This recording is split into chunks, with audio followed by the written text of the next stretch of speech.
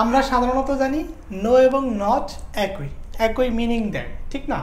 কিন্তু আমরা এই ভিডিওতে দেখব যে নো ভার্সেস নট, মানে নো এবং নটের মধ্যে অনেকটা পার্থক্য আছে।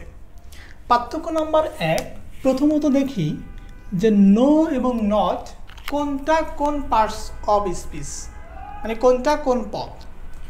তো এই নো হচ্ছে অ্যাডজেক্টিভ আর নট হচ্ছে অ্যাডভার্ব। প্রথমত আমরা পদের দিক থেকে পার্থক্য দেখলাম। দ্বিতীয়ত নো এর পরে সবসময় নাউন হয়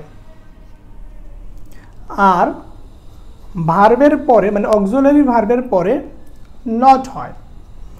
তার মানে নো মডিফাই করে কাকে? নাউনকে। নাউনকে যদি মডিফাই করে যে জিনিসটা, যেমন গুড বয়, বয়কে মডিফাই করছে কে? গুড, মানে হচ্ছে নাউনকে মডিফাই করছে কে? গুড। তাহলে গুড হচ্ছে অ্যাডজেক্টিভ। যেহেতু নাউনকে মডিফাই করে নো, এই কারণে নো হচ্ছে অ্যাডজেক্টিভ। আর ভার্বকে, অক্সিলারি ভার্বকে যেহেতু মডিফাই করছে নট, এই কারণে নট হচ্ছে অ্যাডভার্ব।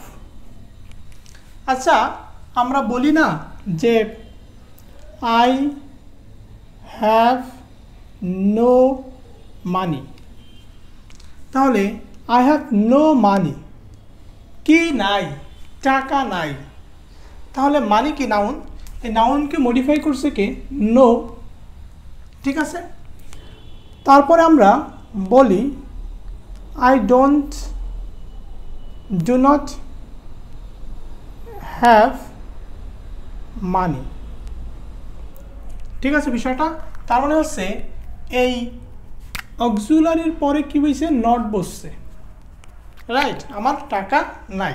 তাহলে যে হচ্ছে অক্সিলারি, অক্সিলারির পরে কি বসছে? নট বসছে। নট যেহেতু ভার্বকে মডিফাই করছে সেহেতু নট হচ্ছে অ্যাডভার্ব। ক্লিয়ার? 3 নম্বর হচ্ছে যে নো এর পরে কোনো আর্টিকেল বসে না, আর্টিকেল বসে না। কিন্তু নটের পরে আর্টিকেল বসে। উদাহরণ দেখা যাক, যেমন I have no time, I have no time. No এর পরে কোনো আর্টিকেল আছে? আমরা আর্টিকেল বলতে কি বুঝি? আমরা আর্টিকেল বলতে বুঝি এ অ্যান দা, রাইট? তাহলে এখানে কোনো আছে নো এর পরে? আবার এটাই যদি লিখি যে I am not a farmer, আমি একজন কৃষক না, এজ এ নট, নটের পরে আর্টিকেল আছে? তাহলে দেখলাম যে নো এর পরে আর্টিকেল বসে না আর নটের পরে আর্টিকেল বসে। নো এর পরে নাউন হয় আর ভার্বের পরে, অক্সিলারি ভার্বের পরে নট হয়। নো হচ্ছে অ্যাডজেক্টিভ, নট হচ্ছে অ্যাডভার্ব। 4 নম্বর যে পার্থক্যটি হচ্ছে যে আমরা তো কিছু ওয়ার্ড দেখি, ঠিক না? এনি, মেনি, মাচ, এনাফ, এই টাইপের আমরা কিছু ওয়ার্ড দেখি না? তাহলে নো এর পরে এগুলো হয় না, কিন্তু নটের পরে এই শব্দগুলো হয়। মানে হচ্ছে নো এর পরে কখনোই এনি, মেনি, মাস, এনাফ হবে না, নটের পরে হবে।